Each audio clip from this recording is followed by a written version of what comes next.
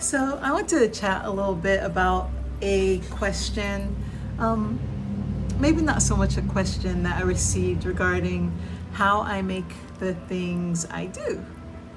So recently I had a pop-up and I had someone stop by my booth, and they were kind of implying that my products maybe weren't worth as much because of the materials I used to make them. So I just want to speak about my work process, how I began, how I kind of choose my things. I usually don't like coming on here and talking to the camera because I think it kind of feels weird, but it's really great to dispel any misconceptions people might have about the quality of beadwork and the quality of items that I make. So let's start with beads. So I use almost exclusively Japanese or Czech seed beads, which are the highest quality glass seed beads available on the market today.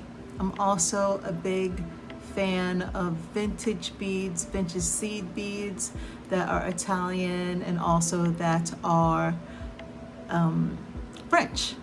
Now, these are no longer made. Some of them have uneven shapes, but the quality of the material to be hundreds of 100 years old, as well as the colors and the style that exists in this vintage material is unmatched.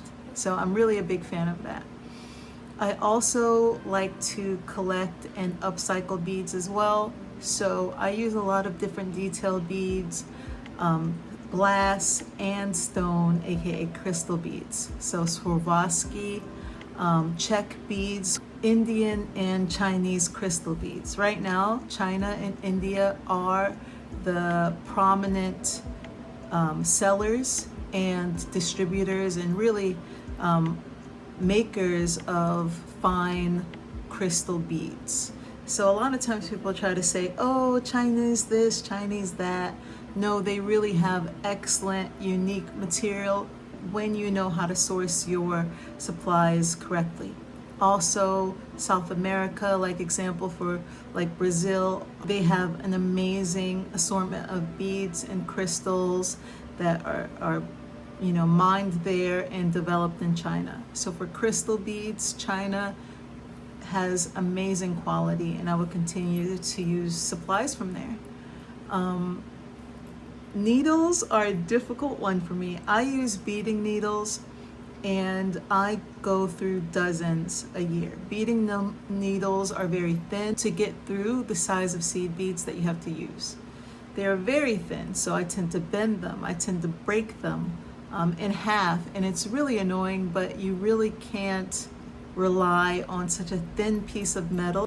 And I buy upwards of 40 all the time because I do different types of beading. I do hand weaving and I do loom weaving. Loom weaving is a lot kinder to the needles that I use than hand weaving does.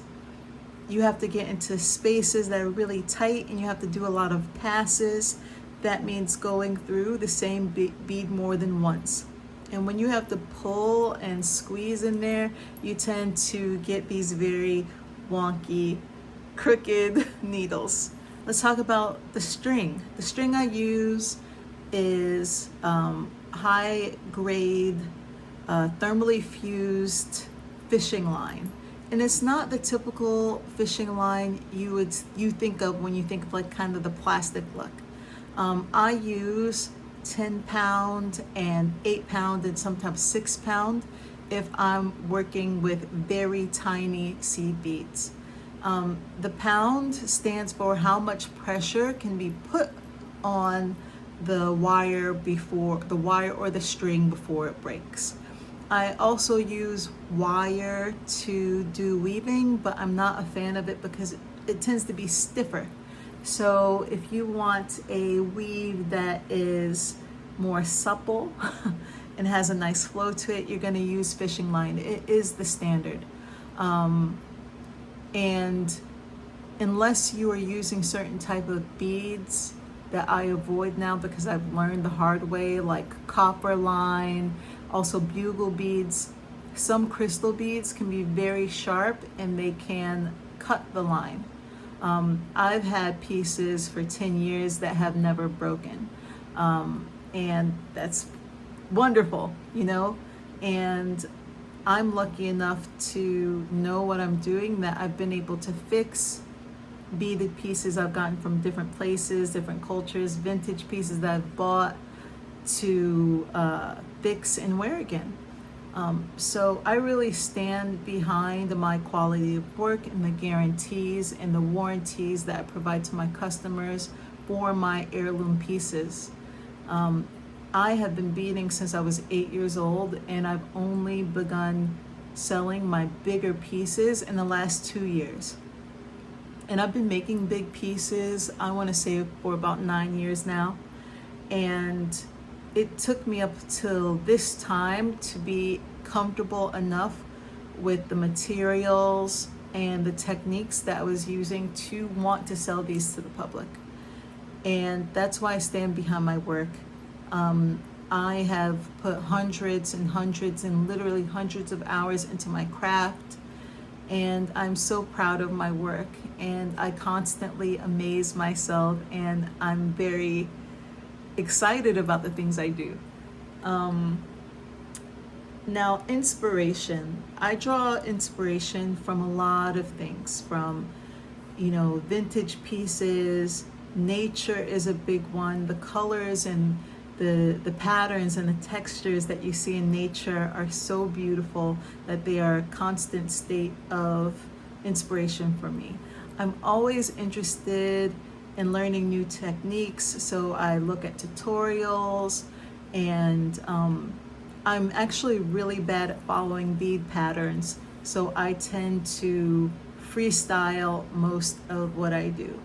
If I use patterns, it's to learn the technique so that I can go and make my own design. Sometimes that does not work at all. I've learned techniques and then I say, hey, let me freestyle this, let me try to make it look a certain way, and after 5 hours of beading, you can't use it.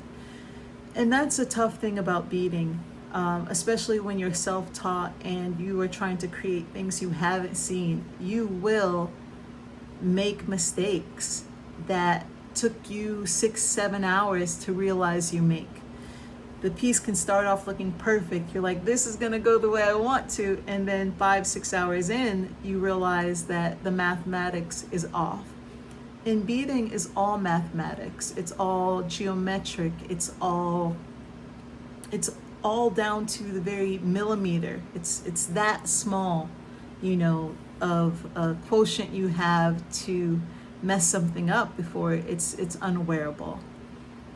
So yeah, I've spoken about the things I use, the materials I use, the techniques I employ, mainly bead netting and loom weaving and hand weaving, peyote stitch, brick stitch, these type of things.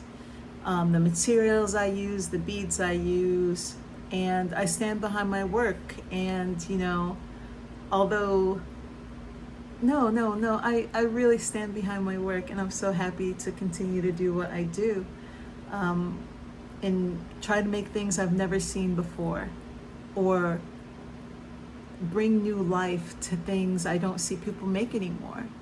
I don't want to copy anyone's beadwork. I don't copy people's tribal heritage. I will use a technique, for example, but I will not use patterns of like color and structure that are specifically for one culture, without calling it out. I wouldn't be like that. I just don't take joy in that, and I think it detracts from the power of my own individual work. So yes, I hope that gives you a little insight into what I do.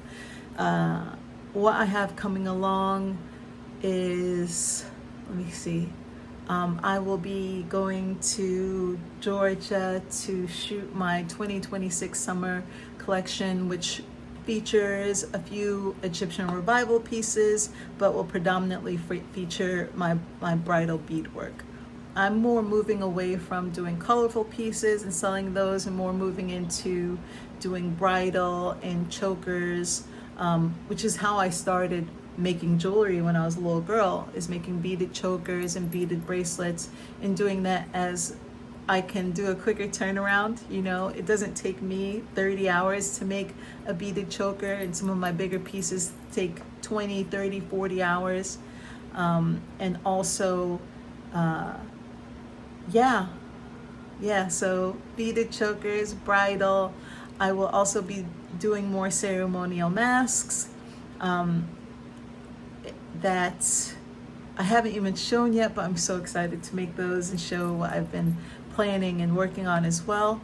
So in the meantime, you always can check out my website for what I have in stock. New items are added weekly on TomMailBand.com, and you can find me here on YouTube by subscribing and having your notifications on.